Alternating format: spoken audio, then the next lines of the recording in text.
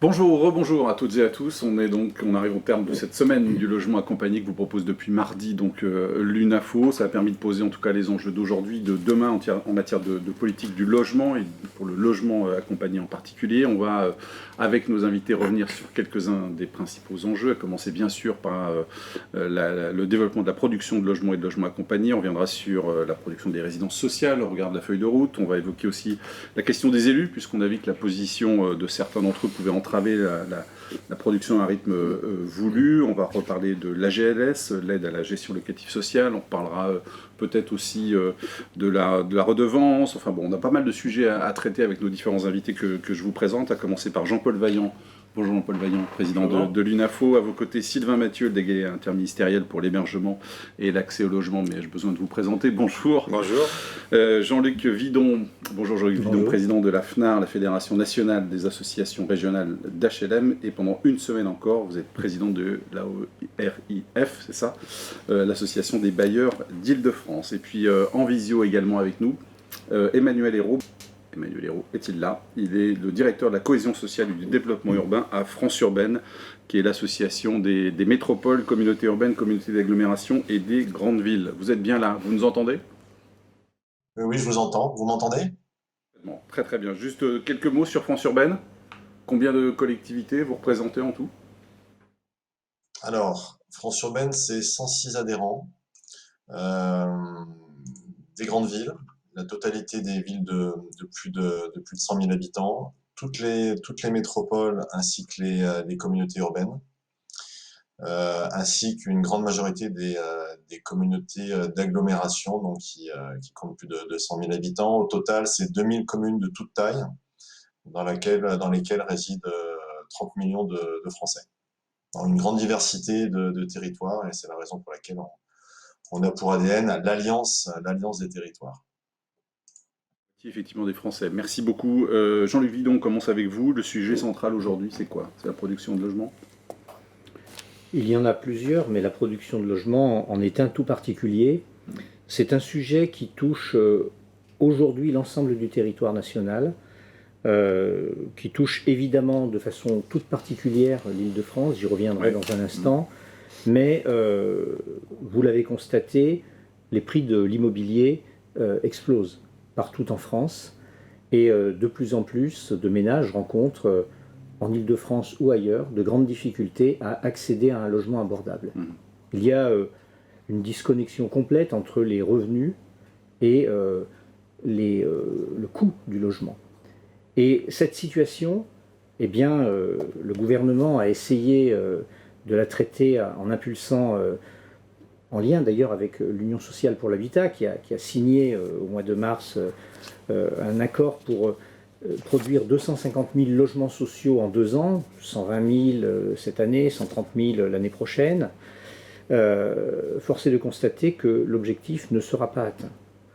On rappelle les chiffres, c'était combien l'objectif? L'objectif, c'était autour de 120 000 logements pour cette année. Ouais. Ce sera 90? Ce sera 90, 95, 100, on ne sait pas exactement. On attend la toute fin d'année pour définir, avoir des précisions, mais en tout cas, on sera loin de l'objectif. Et on en sera très loin dans un certain nombre de secteurs, qui sont notamment les secteurs les plus tendus, comme l'Île-de-France, Provence-Alpes-Côte d'Azur ou Auvergne-Rhône-Alpes, pour citer quelques exemples. Où là, on sera très loin de l'objectif. Et 2022, on se rattrape? 2022, pour le moment, on ne se rattrape pas. Non, clairement. Parce que la cause de cette situation, c'est que la relance sur laquelle tout le monde comptait après l'année très difficile que nous avons vécue en 2020, cette relance n'est pas venue. Et les bailleurs sociaux qui, cette année, étaient prêts à travailler avec les collectivités pour déposer en nombre des dossiers d'agrément de logement. Parce que Emmanuel Cos nous disait mardi, c'est pas une question d'argent, il y a de l'argent pour construire. Aujourd'hui, il y a de l'argent pour construire. Ce qu'il manque, c'est une volonté politique, avant toute chose, de construire. Et après, il y a des questions techniques à traiter. La question de l'argent viendra certainement parce que dans les années qui viennent, il faut un effort qui soit continu, qui soit important. Mais pour le moment, la question c'est: avons-nous la volonté, collectivement, de répondre aux besoins de logements abordables de nos concitoyens, en Île-de-France, dans les grandes métropoles, dans les villes moyennes, et de traiter cette question très préoccupante, qui est que les Françaises et les Français n'arrivent plus à se loger à prix abordable. Et par rapport à ça, la production de logements sociaux, qui repose d'abord sur l'État, qui est le garant des politiques du logement, mais beaucoup et de plus en plus sur les collectivités locales. Donc c'est des collectivités locales qui n'ont pas la volonté ? Il y a, oui, une absence de volonté suffisante de la part d'un certain nombre de collectivités. Ce n'est pas vrai sur tout le territoire. Il y a des secteurs où la politique du logement est structurée, dans un certain nombre de métropoles notamment, mais malgré tout, on voit qu'on n'y arrive pas. Et puis, en Île-de-France, là, c'est une situation que je qualifie de dramatique, parce que la politique du logement, eh bien, c'est l'addition des volontés ou des non-volontés communales de produire du logement, communal ou intercommunal. Mais il n'y a pas de vision d'ensemble à l'échelle du territoire francilien, qu'il s'agisse de la métropole ou qu'il s'agisse de la région, pour produire de façon équitablement répartie sur tout le territoire du logement abordable. Et donc on va arriver cette année avec des résultats qui seront sans doute très en deçà des objectifs, peut-être 30% en dessous, et on n'a pas le sentiment que la situation va s'améliorer en 2022 pour le moment. Sylvain Mathieu, je disais tout à l'heure, c'est pas une question d'argent, vous avez haussé un peu les yeux. Bah oui, parce que c'est interpellant quand même. Il y a la volonté, il y a les objectifs, il y a l'argent. Jean-Luc Villon a raison de dire qu'il y a une difficulté qui est celle de la volonté sur le terrain. Et c'est d'autant plus interpellant que tout ça, c'est quand même pour les habitants d'un territoire. Bien sûr. C'est aussi l'avenir qu'on construit, c'est l'économie qu'on est en train de construire de demain. Si on laisse un certain nombre de personnes de côté, c'est clair et net qu'on ne se met pas en bonne position pour construire une société qui soit apaisée, qui soit volontaire et qui ait envie de progresser. Donc c'est souvent ce sujet qui revient. Tout est sur la table. Ouais, c'est désespérant. C'est interpellant. Tout est sur la table, il faut y aller, quoi. Et, vraiment. Et notre pays a besoin de loger l'ensemble de sa population. Encore une fois, il y a vraiment des objectifs qui ont été posés. On sait que les plans de financement, ils se font dès qu'il y a des projets. Maintenant, il faut du foncier, il faut des permis de construire. Et encore une fois, le message qui est passé aux élus, à certains, il y a vraiment des... ici ou là, il y a des vraies volontés de faire. Oui, il y a des bons élèves. Absolument, il y a des très bonnes volontés de faire et on en voit les uns les autres tous les jours. Mais il faut leur dire, mais écoutez, c'est pour votre territoire, c'est pour vos habitants que vous travaillez. Et c'est vraiment le message qu'il faut faire passer. Paul Vaillant, vous connaissez le même problème sur les résidences sociales, sur les pensions de famille Je dirais même que le problème il a bien été posé par Jean-Luc Bidon, c'est-à-dire effectivement les difficultés que l'on rencontre en termes de production. Je dirais, je peux y ajouter un coefficient pour tout ce qui concerne le logement accompagné, les pensions de famille, les résidences sociales. Alors, on n'a pas eu dans le plan, dans la politique du logement d'abord, une affirmation aussi chiffrée que celle à laquelle a fait référence Jean-Luc Bidon tout à l'heure sur le nombre de logements à produire. C'est quelque chose qui figure dans nos demandes, mais pour autant, on sait très bien qu'il ne suffit pas, et la preuve en est de ce que l'on constate, il ne suffit pas d'avoir un objectif. C'est ça, il y a des objectifs pour les PLAI, ce qui est déjà bien, mais les objectifs à fixer, et je crois que on est autour... 20 000 logements de résidence sociale d'ici 2027 et 10 000 logements de pension de famille. C'est ça, tout à fait. Donc on pense qu'il est nécessaire. Alors encore une fois, nécessaire est loin d'être suffisant. La démonstration est faite. Il est nécessaire de se fixer des objectifs. Au moins, ça permet effectivement. Et donc les blocages aujourd'hui, ils sont vraiment là aussi pour vous. Je crois que les blocages, ils sont peut-être à un degré supérieur encore de ce qui a été évoqué, mais ils sont du même ordre. C'est-à-dire que la question de l'acceptabilité, qui se pose pour le logement social en général, il se pose encore plus pour les publics qui sont logés dans nos structures. Donc la question centrale, c'est je dirais presque le formuler, la question centrale, c'est la conviction commune, partagée, que l'habiter ensemble, la mixité sociale, au-delà des termes, le fait d'accueillir, de loger des personnes qui sont aujourd'hui exclues, est un objectif qui doit être central, partagé, et qui doit être partagé aussi dans des schémas urbains qui prennent en compte cette dimension. Donc je crois qu'effectivement, et ça a été évoqué, ça se passe bien dans certains endroits où effectivement on arrive à marier un peu ces différents objectifs, et je crois fortement que le fait, et ça a été, c'est des sujets qui ont été abordés dans les tables rondes de cette semaine, hein, c'est-à-dire que la possibilité de mixer les produits, c'est-à-dire de ne pas se retrouver avec des zones réservées, mais dans le mixage des produits, ça veut dire néanmoins que cette prise en compte des populations les plus exclues, elle est essentielle.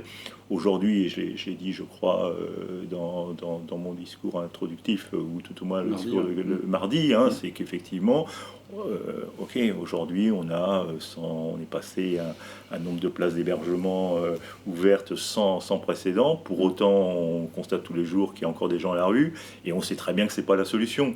Et donc la solution, elle est quand même d'offrir des conditions de logement, et je crois que la clé, c'est quand même l'habiter ensemble. Alors l'habiter ensemble, on va continuer notre travail de conviction, hein, que cette conviction soit partagée. Alors, je crois qu'ici, autour de cette table, la conviction, elle est très largement partagée. Hein. Je crois qu'il n'y a pas débat. Hein. Je pense qu'on est tous un peu avec cette volonté politique de mener à bien ce schéma, hein, ce qui était effectivement la politique du logement d'abord, et on est tous convaincus que le chez-soi, c'est important, et la crise sanitaire a renforcé, s'il en était besoin, cette conviction. Mais pour se travailler ensemble, je pense qu'il va falloir continuer. C'est d'ailleurs un des axes de travail, hein, communiquer, expliquer, montrer, c'est-à-dire qu'effectivement, montrer que le logement social, les résidences sociales, les pensions de famille, ça peut vivre bien dans un environnement, et ça contribue aussi à la richesse. Et que ça dynamise un quartier. Que ça peut dynamiser un territoire, ça contribue à la richesse d'un territoire. Hein, c'est ce à quoi on va s'employer. Alors, c'est pas nouveau comme sujet, hein, mais on va s'employer. C'est exactement ce que j'allais vous dire. C'est que j'ai un peu l'impression finalement qu'on revient toujours au même sujet, quoi, sur cette problème d'acceptabilité. Il y a une loi quand même, d'abord déjà sur les logements sociaux, une loi SRU. Les moyens de coercition ne sont pas suffisants. C'est quoi la difficulté? Jean-Luc Guidon peut-être avant Sylvain Mathieu, puis ensuite on ira voir Emmanuel Hérault. Oui, bon, la loi SRU existe depuis 20 ans. Ouais. Elle est bien appliquée par un très grand nombre de collectivités, et dans une région comme l'Île-de-France, plus de 50 à 60% de la production se font sur des communes SRU. Donc c'est une bonne loi qui a fait ses preuves, mais c'est une loi qui est remise en question en permanence, comme si pour une partie de la classe politique, cette loi gênait dans le paysage, si le fait que le logement social existe partout, sur tous les territoires, posait un problème. Et donc on voit aujourd'hui des remises en question de cette loi, des moyens d'évitement, en disant on va passer de la commune à l'intercommunalité, des moyens également de freiner le logement social, en disant là où il y a plus de 40% de logement social, on arrête d'en faire, ou on en fait beaucoup moins, alors que 60 à 70% de la population, de par ses ressources, a accès au logement social. Oui.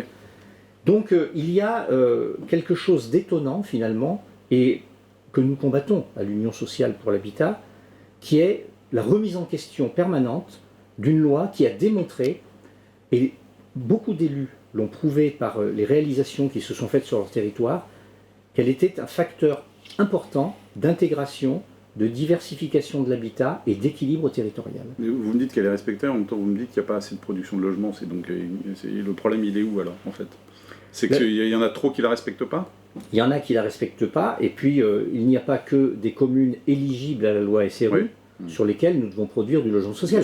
25%, c'est pas un maximum, c'est un minimum. Et ça, il faut le rappeler en permanence, parce qu'on entend des discours. 25%, j'ai atteint le seuil des 25%, c'est bon. Non, non. La population, Sylvain Mathieu le rappelait, les élus sont là pour loger les populations qui habitent sur leur territoire. Eh bien, il y a plus de 25% de la population dans telle ou telle ville qui a des ressources qui lui permettraient d'accéder au logement social s'il y en avait. Oui, effectivement.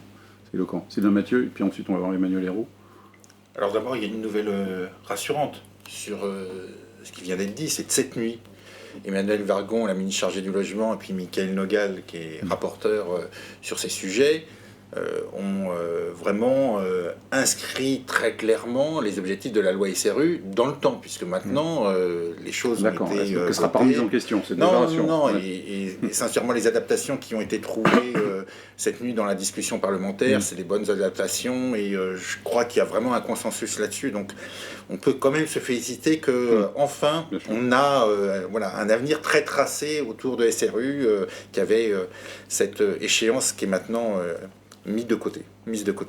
Bon, maintenant, il reste très clairement à penser la question des zones tendues. Mm. Ça a été dit par les uns et par les autres. On a un problème de zones hyper tendues, en particulier dans l'Île-de-France et dans d'autres endroits sur le territoire. Donc, il faut produire, mais il faut aussi certainement penser l'aménagement du territoire, c'est-à-dire une meilleure répartition du logement.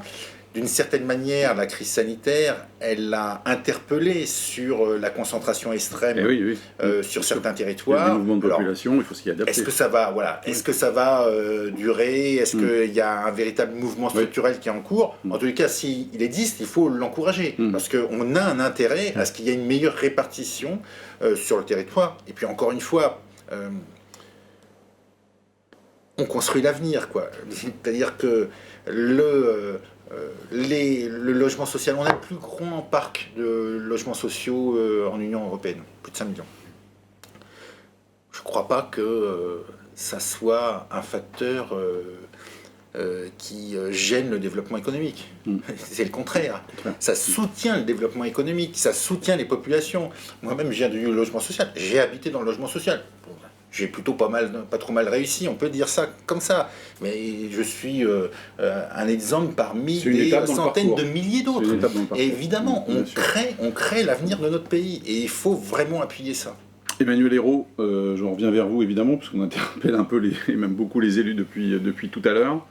Ce sont des sujets qui sont abordés en ce moment à France-Urbaine notamment.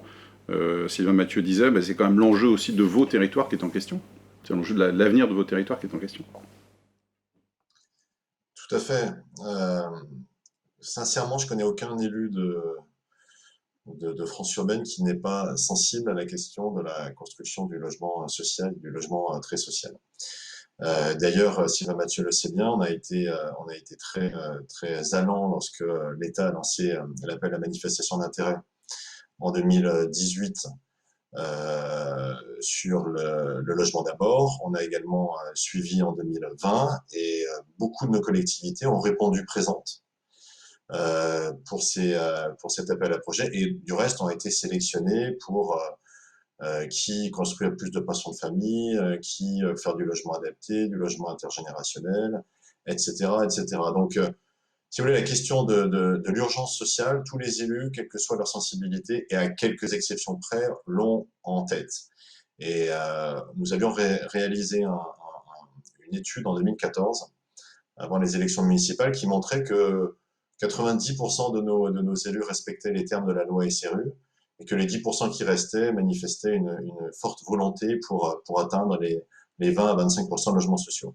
Ce sur quoi je voudrais revenir, c'est finalement l'écosystème plus ou moins favorable qui est mis à la disposition des collectivités pour construire du logement social.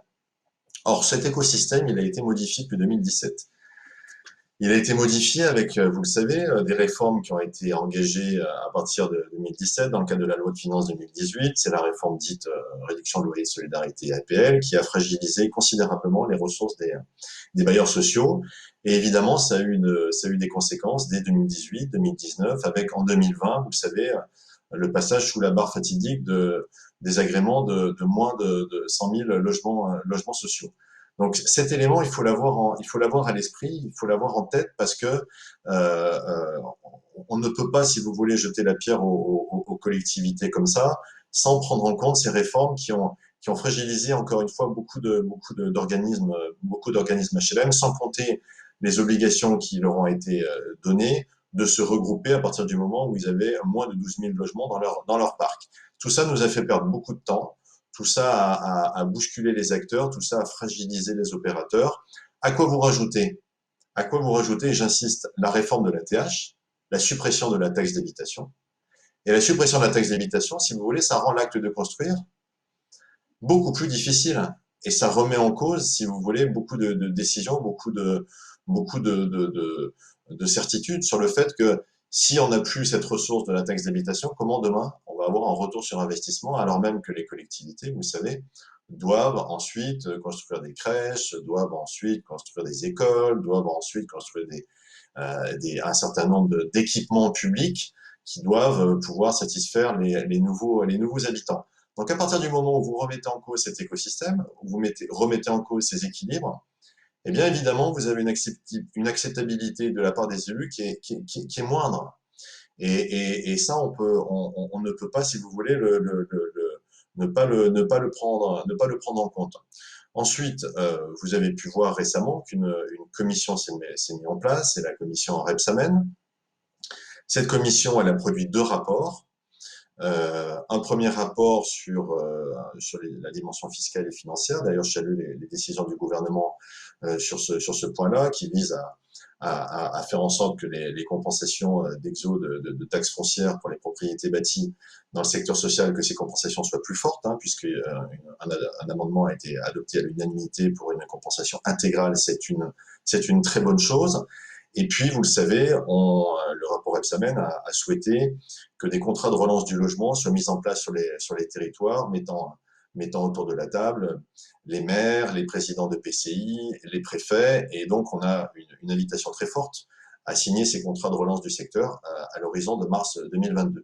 Donc, on fonde beaucoup d'espoir sur la pression que les préfets vont être amenés à mettre sur les collectivités locales. Mais je veux aussi insister sur une chose, c'est que après la crise sanitaire, nos concitoyens n'ont plus tout à fait les mêmes attentes, n'ont plus tout à fait les mêmes préoccupations. Et c'est vrai que les modes d'habiter ont beaucoup évolué. Vous le voyez, hein, beaucoup de nos concitoyens quittent les grands centres urbains, vont plutôt dans les villes moyennes, si possible bien desservies par les transports, bien câblées par les fibres. Donc je rejoins Sylvain Mathieu sur ce registre. Il y a sans doute une opportunité, j'allais dire presque historique, qui est de repenser l'aménagement du territoire et de faire en sorte de construire là où les besoins sont les plus importants, et desserrer peut-être la tension foncière et la tension immobilière dans les métropoles peut représenter une opportunité dans les prochaines années. Dernière chose, et Jean-Luc Vidon l'a dit, on a un foncier qui a atteint des niveaux de prix absolument hallucinants. Les collectivités locales y sont sensibles. Vous savez, beaucoup d'entre elles ont mis en place des organismes de foncier solidaires avec des bails réels et solidaires pour dissocier le bâti du construit. Donc, un certain nombre d'initiatives sont prises pour essayer un peu de faire baisser, si vous voulez, cette tension du foncier. Mais il y a des logiques aussi capitalistiques qu'il faut pouvoir prendre en considération et sur lesquelles les élus ont très peu de prise. Dernier élément sur lequel je souhaiterais insister, il y a des bonnes pratiques sur les territoires. Il y a notamment en Bretagne, une conférence régionale de l'habitat et de l'hébergement qui fonctionne bien, qui délivre des agréments. Je pense que le sujet aussi, peut-être dans les prochaines années, ce sera la confiance qui sera accordée par l'État au territoire pour que ceux-ci se mettent en mouvement, se mobilisent, mettent en place des conférences des financeurs avec les différents acteurs, les promoteurs immobiliers, Action Logement, Banque des Territoires, les conseils départementaux, les conseils régionaux. Et ce message, il doit aussi pouvoir être envoyé. Parce que le message du soupçon, de la critique systématique des collectivités locales, il est d'une certaine manière assez contre-productif. Donc, il doit y avoir certes des incitations fortes, il doit y avoir un accompagnement financier, fiscal des collectivités locales pour que celles-ci construisent davantage. Et puis, il doit y avoir aussi un message de confiance aux collectivités pour que, dans le cadre de l'organisation des collectivités, dans le cadre de leur PLH, dans le cadre des délégations des aides à la pierre qu'elles utilisent, eh bien, on puisse donner davantage confiance à ces collectivités, parce que j'en connais encore une fois aucune qui ne souhaite pas construire plus, mieux, moins cher pour répondre à la demande citoyenne. Merci Emmanuel Hérault. Je vous rappelle à vous qui nous regardez aussi que vous pouvez poser bien sûr vos questions à nos invités par intermédiaire de l'interface. Juste, on parlait du problème du foncier, Jean-Luc Vidon, tout ce qui est rare et cher, et le foncier va être de plus en plus rare, et notamment parce qu'il y a une loi qui réduit l'artificialisation des sols. C'est aussi une des problématiques des élus, donc on leur donne des consignes, donc ils essaient de les respecter. Est-ce qu'aujourd'hui, reconstruire sur l'existant, c'est tenable, faisable ? Emmanuel Hérault a parfaitement rappelé les contraintes qui sont celles des élus, et que les équipes qui viennent d'être portées au pouvoir il y a un peu plus d'un an se posent en début de mandat. Et ces équipes sont, il est vrai, confrontées à une situation qui est rendue complexe ou qui est complexifiée par la crise sanitaire et qui interroge sur les modes de construire. Ce qui veut dire qu'aujourd'hui, les élus que nous rencontrons, eh bien, quand ils évoquent parfois les freins ou les réticences à la construction, ils évoquent 3 sujets. Ils évoquent la question financière, dont a parlé Emmanuel Hérault, taxe d'habitation, exode TFPB, avec des mesures qu'il faut saluer de la part du Premier ministre. Avec des récompensations. Ouais. Il a rappelé la situation des bailleurs sociaux, je n'y reviens pas pour le moment. Et puis, il a rappelé aussi que, indépendamment de ces questions, que cette situation financière des collectivités les perturbe parce que la création de logements doit être accompagnée de la création d'équipements pour faire fonctionner la collectivité. Et là-dessus, les élus nous disent c'est un frein. Le deuxième sujet, pour revenir à ce que vous évoquiez sur le foncier, c'est la forme de l'habitat. La question de la densité, qui est au cœur des débats. Il y a la question des sols, où est-ce qu'on construit, et puis il y a la question de la densité de construction. Aujourd'hui, certains élus nous demandent de construire en deçà des règles d'urbanisme qui existent dans la collectivité. On a le droit de construire un immeuble de 5 étages, les élus nous demandent d'en faire 1 ou 2 de moins. Sauf que le foncier, il est toujours au même prix pour le moment. Et donc il y a aussi des freins à la construction qui sont liés à la rareté foncière, à l'explosion des prix et aux règles que nous nous fixons ou qui nous sont fixées ou qui nous interrogent aujourd'hui sur la façon de construire. Donc tout ça aboutit à des projets qui sont pas forcément abandonnés, mais réinterrogés, remis en question, limités dans leur densité. Et tout ça, ça prend du temps. Ce qui veut dire que, alors qu'on devrait être à un moment où, en début de mandat, les élus engagent des projets, on est à un moment où nous constatons des refus de permis de construire, des retards, des révisions de PLU et des situations qui peuvent se comprendre dans l'absolu, parce qu'il est normal qu'une équipe qui arrive au pouvoir se réinterroge sur l'acte de construire, qui se comprend moins quand en Île-de-France, il y a 750 000 personnes qui attendent un logement social pour 70 000 attributions déjà par an. qu'il y avait eu un coup de frein avant les élections. Absolument, il y a un moment où les chiffres n'ont plus de sens, si vous voulez. On est sur un rapport de 1 à 10 quand même. Et c'est ça que les bailleurs sociaux essayent d'exprimer également. Sylvain Mathieu. Dans la suite de ce que vient de dire Jean-Luc, et pour aller dans le sens d'Emmanuel Hérault, c'est pas un discours culpabilisant vers les élus, c'est un discours qui se veut d'accompagnement de la dynamique, et c'est un discours évidemment d'encouragement sur le sujet. Et je pense qu'il y a quand même beaucoup de mesures qui encouragent cette production de logements. Par ailleurs, la réforme, elle est derrière nous. Et il faut quand même rappeler que aujourd'hui, la santé financière des organismes, elle est bonne. C'est la CG2LS qui le dit. Le regroupement des sociétés dans leurs différentes composantes a été une bonne chose, parce que ça a permis aussi de dégager des capacités d'investissement qui étaient plus compliquées dans un certain nombre d'endroits, et de trouver aussi des formes de mutualisation, d'accompagnement social qui sont intéressantes. Donc je pense que maintenant, il faut vraiment regarder vers l'avant. Tous ces éléments d'encouragement qui ont été dits, moi, me semblent une très bonne chose. Je crois qu'il n'y a aucun doute sur la volonté du gouvernement de soutenir partout ces capacités de construction. Le rapport Rebsamen, dans son introduction, il parle tout de suite de la nécessité qu'il y ait une volonté politique. Il le dit en introduction. C'est presque les premiers mots qui sont utilisés.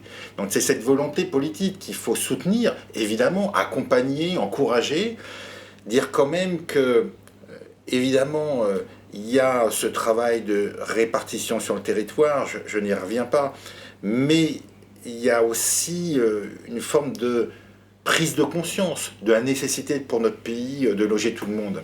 Et à tous les niveaux, et c'est ce qu'on fait là, et c'est ce que font les élus, et je suis d'accord avec Emmanuel Hérault, c'est ce qui a été fait dans le cadre de l'appel à manifestation d'intérêt pour le logement d'abord. Il faut tenir à nos concitoyens le discours de la nécessité, de l'utilité, de l'importance pour notre pays de construire et de construire de logement social pour tous. Et les résidences sociales, donc vous vous rappelez dans le manifeste, l'objectif 27 000, donc je disais, d'ici 2027, 20 000 logements en résidence sociale, 10 000 en pension de famille. Vous avez des garanties aujourd'hui sur ces chiffres, Jean-Paul Vaillant? Parce que c'est un souhait que vous émettez, mais et vous réclamez aussi, pour revenir à ce qu'on disait, des objectifs territorialisés. Tout à fait, hein, c'est effectivement c'est un peu ce qu'on avait regretté dans les objectifs qui a été fixés, c'est de ne pas intégrer le trait social. Le trait social, ça ne peut pas être traité à part. Il y a des objectifs qui vont être fixés ou qui sont fixés en matière de PLAI, mais il nous paraissait important effectivement de se fixer aussi des ambitions sur des populations qui, alors on a évoqué là, à l'instant le nombre de demandeurs de logement, et puis il y a effectivement ce que j'évoquais également, les nombres de personnes qui sont aujourd'hui en hébergement, qui ne peuvent pas accéder directement à un logement ordinaire, pour lequel on peut engager des parcours résidentiels. Et donc toute cette population, il faut trouver des points d'appui. Alors on sait effectivement la ressource que peuvent être les pensions de famille, mais encore faut-il pouvoir en créer avec les contraintes financières qui sont évoquées. C'est des contraintes financières qui sont d'autant plus réelles pour des pensions de famille que le foncier nécessaire pour créer 25 logements avec du collectif, en termes de proportion, c'est loin d'être négligeable. C'est vrai encore pour les résidences sociales, le coût du foncier, les coûts de construction qui rendent un peu difficile ce type d'opération, et encore une fois l'acceptabilité. C'est pour ça que je crois fortement à la nécessité de se dire, dans un objectif global, on doit aussi avoir des objectifs en matière de pension de famille et de résidence sociale qui sont du logement, qui permettent aux gens d'être chez eux, et donc ça me paraît essentiel, et qui pour beaucoup de personnes est une étape dans un parcours résidentiel. Donc ça, je crois que c'est effectivement un point important si on veut sortir de la situation qu'on connaît aujourd'hui, qui d'ailleurs financièrement, globalement, conduit à des aberrations, puisque en fait une place en pension de famille, même si on trouve qu'effectivement la revalorisation pour la gestion locative sociale ou pour le forfait pension de famille doit être réévalué, c'est beaucoup moins cher qu'une place en hébergement. Et donc ça, je pense qu'il faut vraiment l'intégrer dans le dispositif.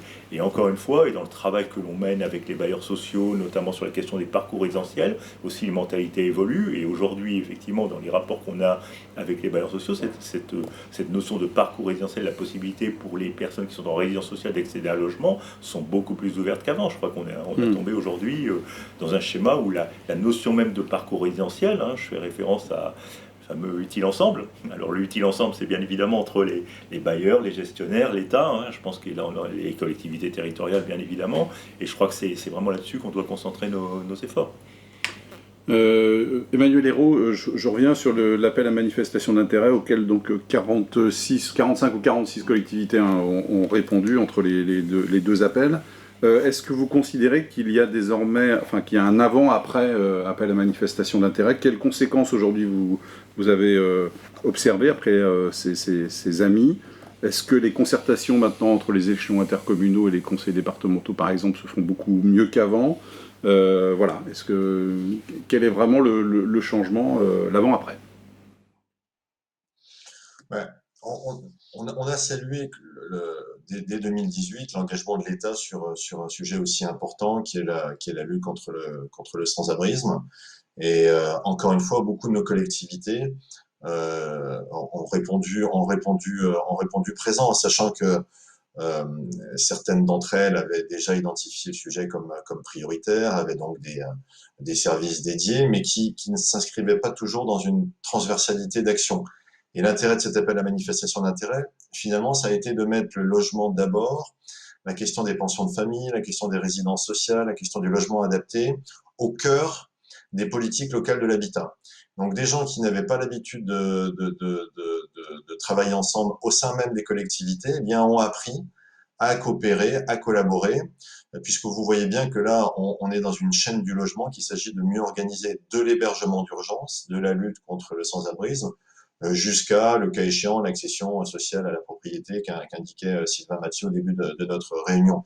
Donc ça a été une mise en tension au sein des collectivités qui a permis aux uns et aux autres, ceux en charge du logement très social, ceux en charge de l'accès aux soins, ceux en charge de la prévention des risques, ceux en charge de la lutte contre les violences conjugales, intrafamiliales, ceux en charge de la santé, de l'accès aux soins, et bien de travailler mieux ensemble.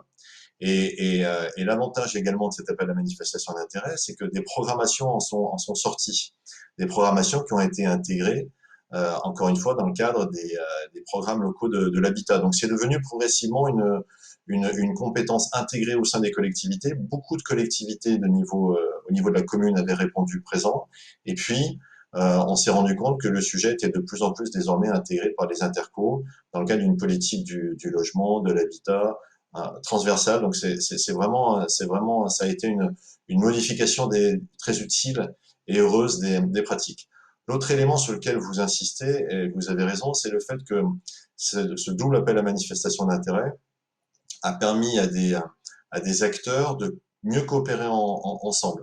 Acteurs publics, acteurs privés, mais aussi différents niveaux d'administration territoriale. Je pense en particulier à ce qui a pu se passer dans le Puy-de-Dôme, dès le premier appel à manifestation d'intérêt, où la ville, l'agglomération de Clermont-Ferrand a appris à travailler sur cette question avec le département du Puy-de-Dôme, et on a vu cette bonne pratique se répliquer dans le conseil en Seine-Saint-Denis, avec le conseil départemental du 93, et un certain nombre de communes qui ont répondu favorablement au deuxième appel à manifestation d'intérêt. Donc, pour résumer ma pensée en quelques mots, ces amis ont permis d'abord à l'État de s'investir sur un sujet qui était pris jusqu'à présent d'une manière un peu parcellaire, et ça a permis au niveau des acteurs de mieux travailler ensemble et, si vous voulez, d'appréhender la question du logement très social, du logement adapté dans une vision beaucoup plus globale, beaucoup plus transversale, interrogeant un certain nombre de politiques publiques qui jusqu'à présent n'avaient pas l'habitude de dialoguer. Emmanuel Hérault, c'est vrai, Sylvain Mathieu, que le sans-abrisme qui était allé globalement, je fais un raccourci un peu le sujet des assos avant, c'est devenu aussi celui des collectivités, beaucoup plus maintenant. Ce qui est sûr, c'est que de toute façon, la réponse, elle ne peut être que collective et qu'on ne peut que fonctionner ensemble. Le logement d'abord, c'est dès le départ une politique très territorialisée. Bien sûr. C'est une politique qui se veut très proche de la mise en œuvre. C'est quand même là que ça se fait. Et donc l'appel à manifestation d'intérêt était extrêmement logique. Il s'agissait de ramener tout le monde dans cette optique de lutte collective contre le sans-abrisme. Je vais revenir sur ce qu'a dit Emmanuel Hérault. Il a très bien résumé les avantages de cet appel à manifestation d'intérêt. Je voudrais juste rajouter que ça a permis aussi d'aller plus vite et de faire un certain nombre d'expérimentations. C'est-à-dire qu'on a pu mesurer que sur ces territoires de mise en œuvre accélérée, aujourd'hui c'est quand même 35% de la population française, et disons-le en termes de sans-abrisme, ça doit être 90% du sujet. Donc on est vraiment là très ciblé sur notre problème, et donc ça a permis des expérimentations, ça a permis de tester un certain nombre de choses, ça a permis évidemment de rassembler, comme l'a dit Emmanuel Hérault, et puis ça a permis d'aller plus vite et de trouver une réponse. On n'y est pas, hein. Il y a encore pas mal de problèmes. C'est un changement de modèle, le logement d'abord. Ça veut dire qu'on est sur un chemin qui se continue. Mais les dynamiques, elles sont positives. Et c'est vraiment ça qui est intéressant. Et la création du service de la rue au logement, Jean-Paul Vaillant, que pilote désormais donc Sylvain Mathieu, c'est un bon signe. Et en quoi ça en est un? Alors, en tout cas, ça montre une volonté politique, hein, c'est ce qui a été évoqué, hein, c'est-à-dire effectivement la traduction concrète d'un objectif de parcours résidentiel avec non pas des étapes dans un parcours résidentiel, hein, je crois que ça a parfois été un peu compris comme ça, Oui. mais la possibilité pour chacun de la rue au logement. De la rue au logement, ça peut être de la rue à la pension de famille, de la rue à la résidence sociale, de la rue au logement social. Je crois que la question de type de produits logement, de la diversité de produits logements qui permettent de répondre à cette problématique de la rue est une dimension essentielle. Alors, de la rue au logement, ça ne peut pas être simplement compris par tout le monde a accès à un logement social et puis on va mettre un peu d'accompagnement social et ça va bien fonctionner. Hein, ça peut être effectivement une certaine partie des personnes qui durablement sont éloignées du logement et qui peuvent trouver leur place en pension de famille, des personnes qui effectivement ayant été dans leur parcours eu des difficultés peuvent à un moment être en résidence sociale, qui ne nécessitent pas forcément un accompagnement social annuel, qui peuvent en nécessiter. Hein. Je crois que le logement accompagné, c'est pas du logement plus de l'accompagnement, c'est un ensemble qui nécessite parfois de l'accompagnement. Encore une fois, je l'évoquais à l'instant, avec la possibilité de ne pas s'arrêter là, c'est-à-dire effectivement de poursuivre le parcours. Ça a été vrai aussi dans le cadre du plan de traitement des foyers de travailleurs migrants, hein, dans lesquels effectivement cette dimension d'accès au logement est une dimension qui est de plus en plus prégnante. Il ne s'agissait pas simplement de changer le mode d'habitat, il s'agissait aussi effectivement de rentrer dans un schéma de logement. Et donc je crois que c'est la déclinaison, on pourrait peut l'appeler différemment, on peut la rue au logement, le logement pour tous, enfin comme on veut. Mais c'est effectivement, je crois que la dimension essentielle, c'est de se dire, notre objectif et notre objectif partagé, il doit être de permettre à chacun d'avoir un logement, d'avoir un chez-soi. Et la crise sanitaire que malheureusement on continue à traverser rend en plus cet objectif absolument prioritaire. Ça change quoi en termes budgétaires, en termes d'offres? C'est bien Mathieu, que vous ayez ce pilotage en main. Le service public de la rue au logement, les mots ont un sens. Ah bah oui. Ouais. C'est du service public. Ça veut dire qu'il y a une forme de droit qui s'exerce d'accès à des droits. C'est aussi une volonté de faire collectif. Et donc c'est profondément une ambition. C'est aussi nécessairement une stratégie autour du logement d'abord. C'est une feuille de route. Et c'est la volonté de faire au plus près de ceux qui sont réellement les acteurs et les actrices de la mise en œuvre du logement d'abord. Et donc, ce que nous avons vu faire à travers le service public de la rue logement, c'est un cadre d'intervention simplifié. On a d'abord simplifié pour répondre à votre question au niveau national, parce que c'est vrai, c'était un petit peu éclaté. Donc, au sein de la délégation interministérielle, ont été rassemblées à la fois l'ensemble des compétences qui étaient dans différentes directions, et puis le budget. Oui. Et le budget, c'est pas rien, parce que c'est quand même 2,9 milliards. C'est vous qui avez les cordons de la bourse maintenant. En 2021. Vous avez 2,9 milliards sur votre compte en plus. Alors, tout ça dans un aspect quand même très démocratique, où le Parlement vote, où la ministre décide, etc. Évidemment, c'est de l'argent public, tout ça est très contrôlé, mais c'est très important de pouvoir mettre en place des circuits courts. Et ces circuits courts, on espère vraiment qu'ils soient plus efficaces. Nous, on le constate déjà. Ah oui, vous notamment, le mesurez. Ah oui, on le constate déjà sur tout simplement les décisions qui ont pu être prises en 2021. De temps en temps, il y avait quand même quelques retards de paiement et les associations, et puis un certain nombre d'organismes peuvent faire un peu la trésorerie de l'État. En 2021, ce n'est pas le cas. En 2021, tout a été réglé ou en train d'être réglé, et c'est évidemment important. Sur les systèmes d'information, on a pu directement agir. Évidemment, on peut mettre beaucoup plus rapidement en place les questions de feuilles de route. On en parlera certainement sur la résidence sociale. Et puis parler complètement de la GLS, d'inscrire par rapport à la GLS justement un rattrapage. Parce que maintenant, avec les cordons de la bourse, on mesure comment ça se passe et comment on peut y arriver. Ça, c'est vraiment très important. Il faut être agile. On parle de la GLS, on en parle ou pas on en parle maintenant. On en a parlé mercredi matin lors d'une table ronde sur ce plateau. On a parlé aussi mardi. Ça y est, j'ai perdu le nom. C'était Sandra Denis, c'est ça qui était là? Sandra Denis, oui. Qui était là et qui nous disait qu'effectivement, vous aviez, vous aussi, puisque l'UNAFO l'avait fait, mené une étude sur la réalité du versement des 26 ou 28, je ne sais jamais en fait. 26, on est d'accord sur le chiffre? 26, les 28 sont souhaitables. Voilà, c'est ça. Voire plus. Et vous aviez constaté que c'était assez peu, enfin que c'était pas totalement versé, la DIAL l'a confirmé. Tout à fait. Ouais. Tout à fait, je crois que évidemment, donc l'aide à la gestion locative sociale. L'aide à la gestion locative sociale, c'est ce qui permet de faire au sein des résidences sociales ce qui est décrit dans la fonction même de la résidence sociale, c'est-à-dire le lien social, l'accompagnement dans des partenariats, avec des partenariats.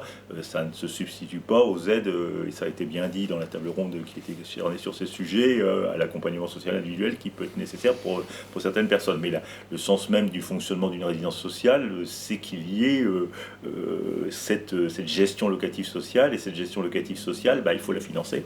Et évidemment, la question de la GLS, elle est assez centrale, avec en fait deux, trois sujets qui se posent autour de ça. Le sujet qui est bien connu et qui est confirmé, et qu'on dit déjà depuis pas mal de temps, mais qui relève assez de l'évidence, c'est il y a un budget, il n'est pas utilisé uniquement pour financer la GLS, et une répartition qui ne se fait pas avec certains territoires sur lesquels le pourcentage par rapport à ce qui est le plafond défini, qui nous semble faible, on l'a déjà mentionné, n'est pas attribué.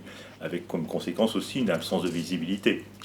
Puisqu'en fait, quand j'en discute avec, ce que je vis dans mon organisme, et puis quand j'en discute avec nos confrères, on arrive à une situation dans laquelle le montant de la GLS, si on le connaît à l'été, pour l'année en cours, c'est quand même à peu près ça. Donc c'est un peu pour ça qu'on plaide pour savoir un peu ce à quoi on peut... les moyens qu'on peut déployer, en fait, tout simplement. C'est-à-dire, effectivement, se dire, est-ce qu'en début d'année, je peux tabler sur un montant de la GLS? Et c'est pour ça qu'on plaide pour, effectivement, que ce soit transformé en aide de droit. Et puis après, on se dit que dans les résidences sociales, et c'est un sujet sur lequel je pense que c'est important aussi qu'on attend avec impatience la circulaire aussi, sur les résidences sociales. 2006. La fameuse circulaire de 2006. Alors on se dit, on était assez d'accord sur le fait qu'il fallait... qui n'était pas inopportun, dirons-nous, de la toiletter, même s'il y avait de bonnes choses dans la circulaire de 2006, mais de se dire, aujourd'hui on nous dit que ça va sortir, qu'il y a une concertation, on préfère que ce soit pas seulement au sein de l'administration, que ça soit associé avec nous, bien évidemment, mais que dans cette fonction de la résidence sociale, on retrouve ce qui me paraît être l'essence même du produit, c'est son adaptabilité. Et on parlait tout à l'heure de l'acceptabilité vers les collectivités territoriales. Le propre d'une résidence sociale, c'est aussi qu'il y a un projet social qui est défini en partenariat avec des collectivités territoriales, des gens qui participent, etc. Et il faut conserver cette plasticité, cette souplesse. Il faut pas... Parce que si on enferme dans des carcans, en fait, on aboutit vite à un résultat qu'on connaît, à savoir que si tout le monde n'est pas... si le carcan ne convient pas, la production, elle va pas suivre. Et donc, dans ce schéma-là, la GLS, ça doit être un socle, c'est bien évident, une résidence sociale sans la GLS, et puis, possibilité, effectivement, d'aller un petit peu plus loin, effectivement, en fonction du public qu'on a accueilli, ce sur quoi on sera mis d'accord avec les partenaires d'un territoire. Et je pense que ça a été bien évoqué, c'est-à-dire que la nécessité que ce soit des projets partenariaux, c'est-à-dire effectivement associant l'ensemble des acteurs du territoire. On l'a dit, l'acceptabilité, de toute manière, on n'y échappe pas, ça nécessite qu'on ait cela, et pour ça, effectivement, il faut qu'on ait la possibilité de conserver cette plasticité. Quand on supprime la plasticité, on en voit tout de suite les résultats. Ça veut dire qu'il ne se fait rien, ou tout au moins les projets prennent un retard considérable. Et vous demandez dans le plaidoyer donc, une revalorisation de la GLS de 26 à 35 millions. Voilà. Tant qu'à faire, autant en profiter pour demander déjà à ce que ce soit versé totalement, et en plus à... Oui. Donc ça fait 2 € par jour, c'est ça? Ça monterait à Alors le 35, non, je pense qu'il faudrait plus que 35 pour les 2 € par jour. C'est-à-dire qu'en fait, effectivement, je pense qu'il y a deux sujets effectivement qui sont dedans. C'est-à-dire qu'on a estimé que si, avec les seuils actuels, la GLS était versée à l'ensemble des résidences sociales, ça donnerait plutôt ça donnerait les 28 qui sont évoqués. On avait une revendication effectivement de revalorisation et de remonter les plafonds, puisqu'aujourd'hui la résidence sociale, le plafond, voilà, c'est 0,60 en moyenne, etc. Mais si vous êtes au-dessus de 100 logements, si vous êtes à 150, 200, ça bouge pas. Et donc c'était aussi se dire, si je crée une deuxième tranche et si je revalorise normalement, c'est là que j'arrive à 35. Ce qui était évoqué, c'était la possibilité, ce que j'évoquais aussi, c'est-à-dire la possibilité pour une résidence sociale qui accueille un certain type de public d'aller un petit peu plus loin. D'aller un peu plus loin, ça veut dire effectivement un peu plus de moyens. On ne reparle pas de tout ce de pourquoi c'est pas versé, parce que Sandra Donis nous a expliqué, c'est versé au préfet, les départements, etc. Vous, plus sur la revendication d'une revalorisation, ou en tout cas déjà que ce soit versé d'une demande aussi de visibilité, Sylvain Mathieu, qui est compréhensible. Alors, d'abord, on est totalement en accord sur les objectifs. C'est une bonne chose. L'idée, très clairement, c'est de revenir à 26 millions d'euros sur 2 ans. C'est-à-dire d'augmenter par 50% le différentiel qu'il y a actuellement entre 18 et 26. Donc c'est une première étape. Alors pourquoi on ne peut pas faire tout maintenant? Tout simplement parce que cet argent, il n'est pas inutilisé. Et donc on a besoin de le reprendre dans un certain nombre d'endroits. C'est essentiellement d'ailleurs pour faire de l'hébergement d'urgence qu'il a été utilisé. C'est pas, il est rentré dans une caisse très générale qui est celle de la réponse aux nuitées hôtelières, etc. Donc on va remonter en 2 ans. Et puis évidemment, elle se pose plusieurs questions à partir de ça.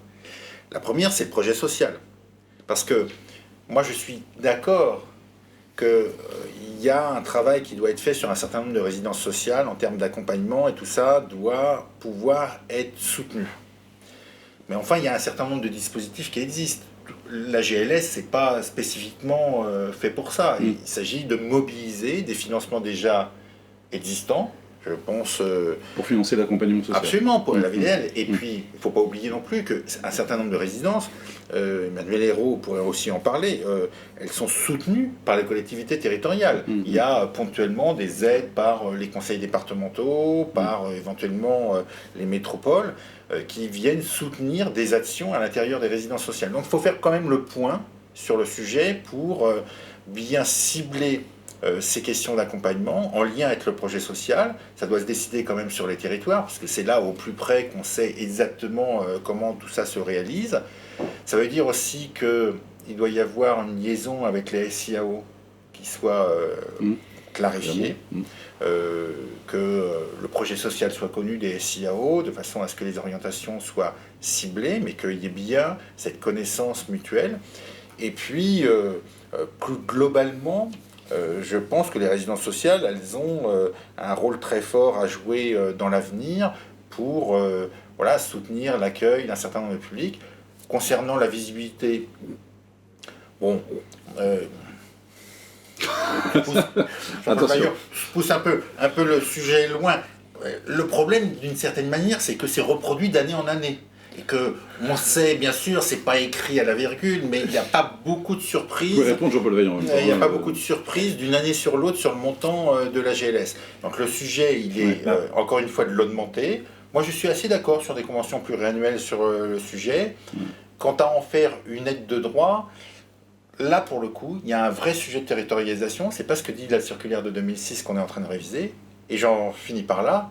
Bien sûr. Est-ce que c'est notre genre de ne pas vous associer à nos écritures sur les circulaires? Franchement, on a fait la feuille de route ensemble, on a posé les bases de cette révision de la circulaire 2006, on est tout à fait d'accord qu'il faut en conserver la souplesse, qu'il faut l'adapter puisque le temps a s'écoulé, il faut mieux définir les résidences sociales, mais vous serez complètement athée, complètement pris évidemment dans les questions de concertation. Actuellement, cette circulaire, elle va vers les services déconcentrés qu'on est en train de consulter et ensuite ce sera votre tour. Mais Jean-Paul Vaillant, vous n'êtes pas un homme de mauvaise foi quand même. Non, pas du tout. Non, mais c'est simplement sur cette question, sur les deux sujets d'ailleurs, sur la concertation, c'est vrai qu'on est toujours un petit peu, non pas, on considère qu'effectivement les interlocuteurs sont de bonne foi. On a eu des groupes de travail, on a eu de nombreuses discussions, et c'est vrai qu'une concertation, puisque la ministre a dit, on est en train d'achever la concertation, c'est forcément des facteurs qui nous inquiètent un peu.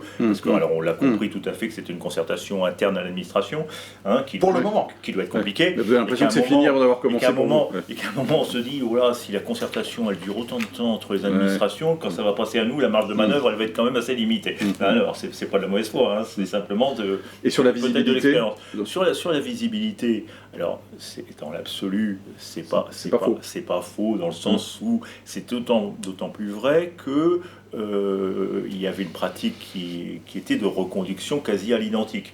Alors à partir du moment où il y a une reconduction quasi à l'identique, effectivement, on peut se retrouver en se disant si ce que j'ai... Alors dans nos demandes, on demandait au plafond, bien évidemment, et puis parce qu'on se dit, je table mes moyens en fonction de la reconduction à l'identique.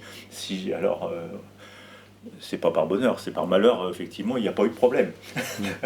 Mais si effectivement on veut construire, avoir une visibilité, effectivement, c'est pour ça effectivement qu'on revendique une aide de droit. Encore une fois, il n'y a pas de confusion dans notre esprit entre ce que doit faire la GLS. J'espère que la circulaire en concertation n'exclura pas ne changera pas les domaines qui sont visés sur ce qu'est la gestion locative sociale. Bien évidemment, dans les résidences sociales, il faut aussi mobiliser des moyens pour aller au-delà. Parce qu'en fait, la gestion, on l'a évoqué tout à l'heure, avec les 0,60 centimes, ça représente, et le montant, si je parle en valeur absolue, ça représente un petit demi-poste pour une résidence de 100 logements. Donc on ne peut pas attendre pour 150, qui est effectivement la taille un peu cible pour une résidence sociale, on ne peut pas attendre effectivement que avec un petit demi-poste, on fasse de l'accompagnement social pour 150 résidences. Ça me paraît, je pense que tout le monde en a pleinement conscience. Donc oui, c'est en complément de tout le reste, ça c'est tout à fait évident.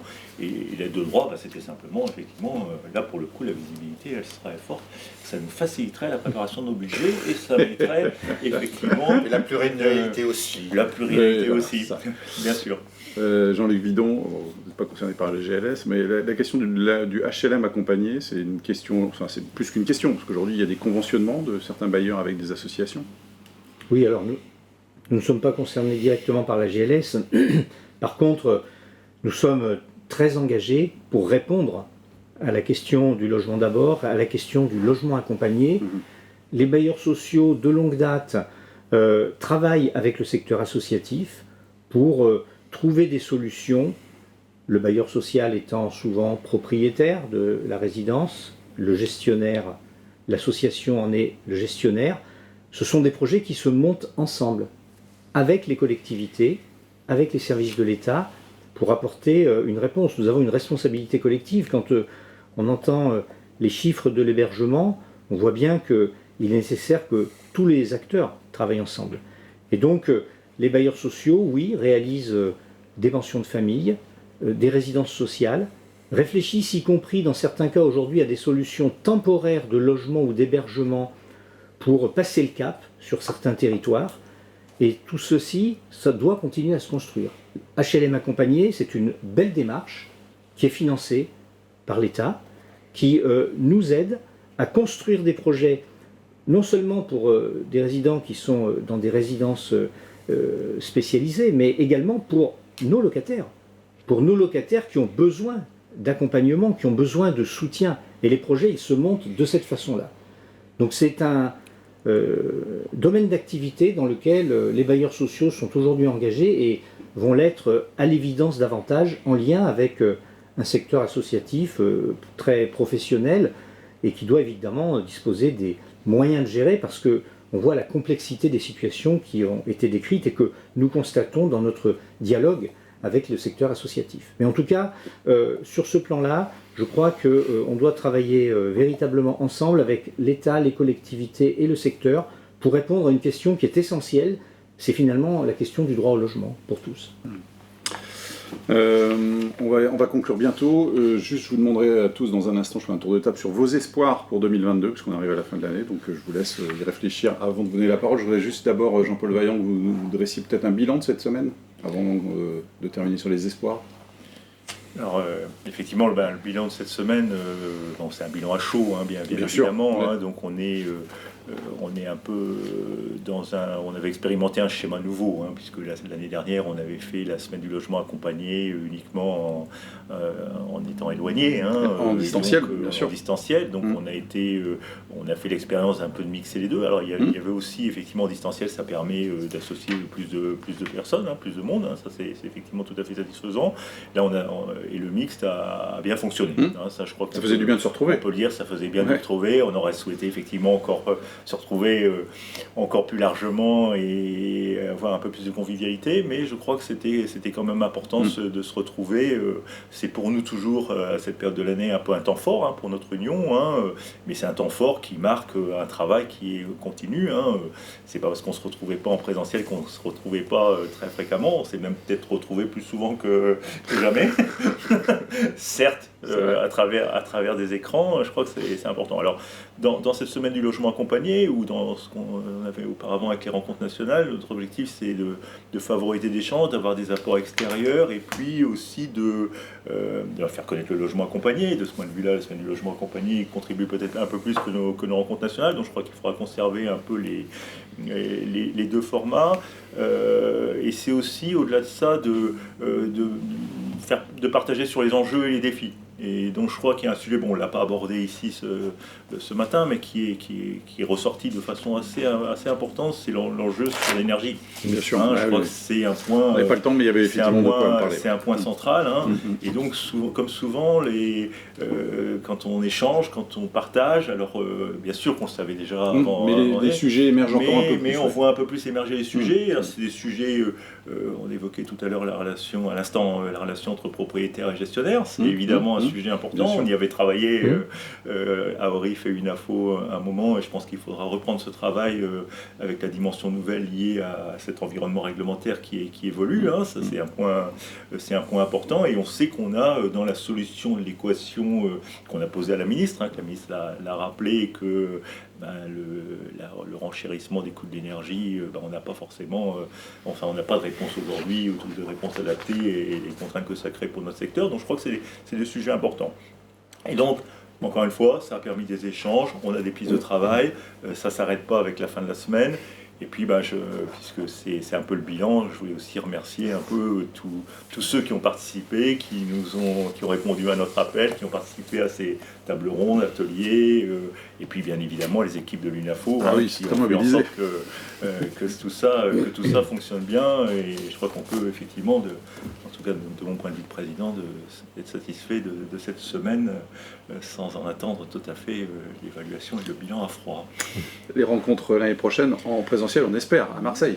Vraiment, parce que ça fait 2 ans qu'on parle de Marseille. Parce qu'en fait, alors, on espère de plus en plus aller à Marseille, ça c'est vrai. Alors on ne veut pas désespérer nos amis marseillais, on ne veut surtout pas désespérer nos amis de Marseille, qui sont encore plus nombreux. Et on a tous envie d'aller à Marseille. On a déjà pris date. C'est vrai qu'on avait pris date il y a 2 ans, mais on espère vraiment tous, à tout point de vue, tous pouvoir se retrouver à Marseille 22-23, c'est ça, novembre. J'ai tendance à faire confiance. Très bien, parfait. Les espoirs 2022, Emmanuel Hérault, on commence avec vous. Pardon de ne pas vous avoir donné plus la parole, on a couru un peu après le temps et effectivement vous êtes loin. Bon voilà, c'est toujours les avantages, celui qui est en visio est toujours un peu désavantagé. Je m'en excuse, mais je vous laisse la main pour vos espoirs 2022. Pas de souci. Il y avait quelques négociations à mener en direct là sur les tarifications, donc je pense que c'était nécessaire d'échanger. D'abord, vous remercier pour avoir associé France Urbaine à cette semaine du logement adapté et cette table ronde finale. Vous l'aurez compris, les maires de grandes villes, les présidents de métropoles, de communautés urbaines sont particulièrement soucieux de répondre à ces sujets du logement social, du logement très social, du logement adapté, du logement inclusif, intergénérationnel, du logement solidaire. C'est vraiment des sujets qu'on souhaite investir pour l'avenir. Et d'ailleurs, on fait partie désormais du comité de pilotage de l'habitat inclusif et on souhaite vraiment pousser ces enjeux et les intégrer pleinement dans les documents de planification et de programmation à l'avenir, en particulier dans le cadre des PLH. Moi, je retiens que on a déjà un peu de recul concernant ces 2 amis pour dire que la stratégie du collectif, la stratégie d'une ambition partagée, elle a plutôt bien fonctionné. Et donc, il faut continuer à la pousser. Il y a vraiment eu une réception très favorable de la part des collectivités. Donc, allons-y. Ouvrons-nous aussi, le cas échéant de nous, à des acteurs qui sont plus traditionnels, le secteur associatif, qui pourraient profiter de cela aussi pour peut-être davantage encore se professionnaliser. Il y a des initiatives qui ont été prises dans les collectivités à la suite de ce dispositif Logement d'abord, qui existait auparavant ou qui se sont développées. Je pense aux nuits de la solidarité qui sont de plus en plus nombreuses dans les collectivités, les nuits des maraudes. Ça permet vraiment de mettre le sujet au cœur et puis éviter d'en faire un enjeu politicien ou un enjeu, si vous voulez, réservé au seul secteur associatif. Et ça nous paraît important de ne pas faire du logement très social un enjeu de tension politique ou idéologique. C'est vraiment un sujet qui nous paraît très très important. Dernier élément, vous parlez de la question du reste à charge lié à l'augmentation des coûts de l'énergie. C'est un vrai sujet, bien sûr. À quoi je rajouterais un deuxième sujet, si vous me permettez, qu'on sent vraiment monter au sein des collectivités, c'est le sujet de la santé mentale. Et je pense que ce sujet doit devenir une grande cause nationale. En tout cas, beaucoup de nos élus, beaucoup d'acteurs investis dans ces domaines considèrent que ce sujet doit pouvoir être mis en avant. Et dans le cadre du logement accompagné, il y a sans doute aussi une dimension à pousser pour avoir des réponses adaptées, de telle sorte qu'on prenne les personnes de manière globale et non comme des seuls demandeurs de logement. Aussi urgent cette demande puisse-t-elle être. En tout cas, merci de nous avoir associés à cette séquence finale et merci aux différents intervenants. On reste évidemment à votre disposition pour poursuivre les travaux en 2022. Merci beaucoup Emmanuel Hérault. Je précise que dans un instant, on vous diffusera une vidéo qui reprend justement les 12 propositions sur 4 axes, donc qui constituent le plaidoyer de l'UNAFO. On a évoqué quelques-unes tout à l'heure. Dans un instant, vous les verrez résumées à l'image. Vos espoirs rapidement les uns les autres pour 2022. Jean-Luc Vidon. D'abord, 2022 va être une année très importante sur le plan électoral. et nous souhaitons que la question du logement soit abordée, fasse partie des enjeux de la campagne, soit abordée d'une façon positive et respectueuse des habitants du logement social. Donc ça, c'est un premier point et nous serons très attachés à faire en sorte qu'il en soit ainsi.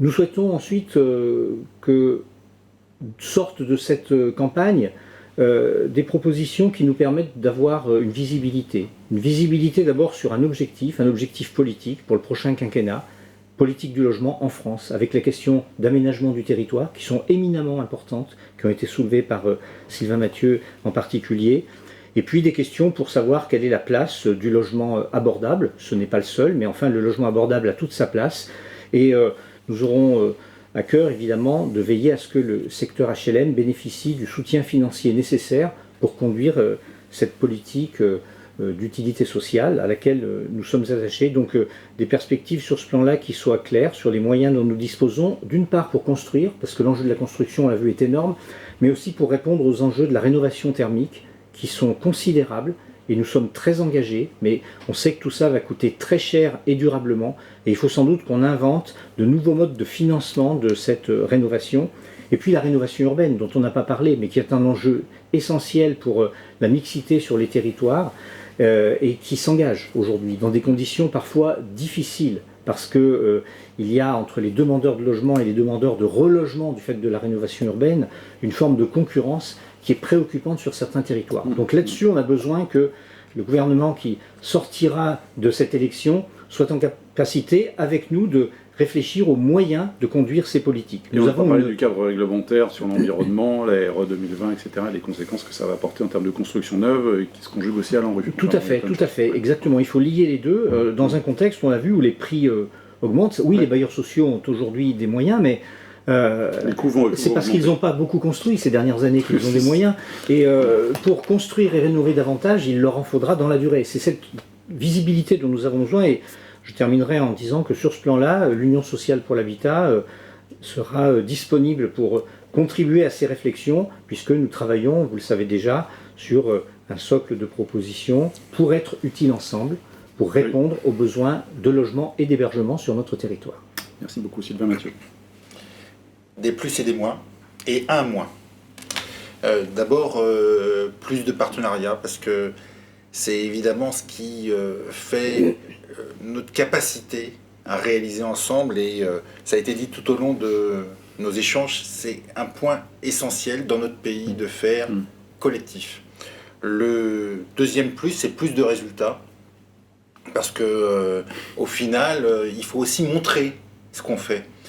Cette visibilité sur l'action des uns et des autres, sur l'importance du travail social, sur l'importance du vivre ensemble, elle doit être rendue claire pour tout le monde. Et cette visibilité des résultats, c'est un point évidemment essentiel. Plus d'engagement. Emmanuel Hérault parlait d'ambition partagée. Je suis totalement en accord avec ça. Il faut de l'engagement, il faut de la volonté, et c'est évidemment un moteur essentiel. Plus de familles logées, c'est quand même ça le sujet. Oui.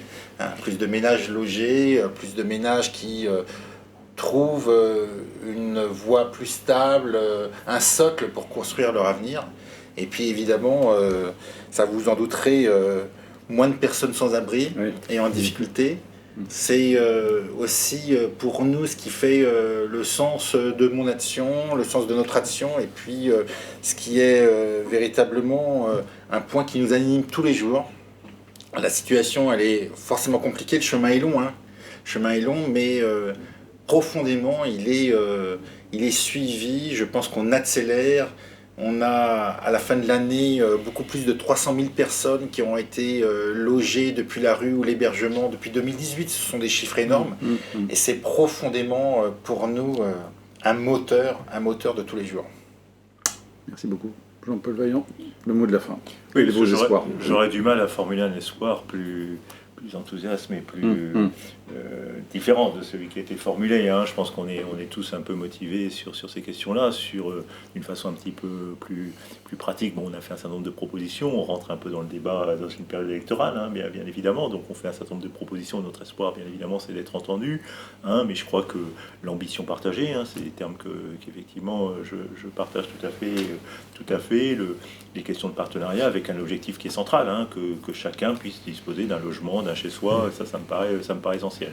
Et puis alors d'une façon vraiment très, très pragmatique, hein, on s'est félicité qu'il y ait une feuille de route pour le développement des résidences sociales, c'est de pouvoir le mettre en œuvre en dépit d'une période qui va être un petit peu compliquée peut-être en 2022, mais avec, une fois je reviens sur l'ambition partagée, c'était bien d'avoir une feuille de route, on en a marqué notre satisfaction que ça existe.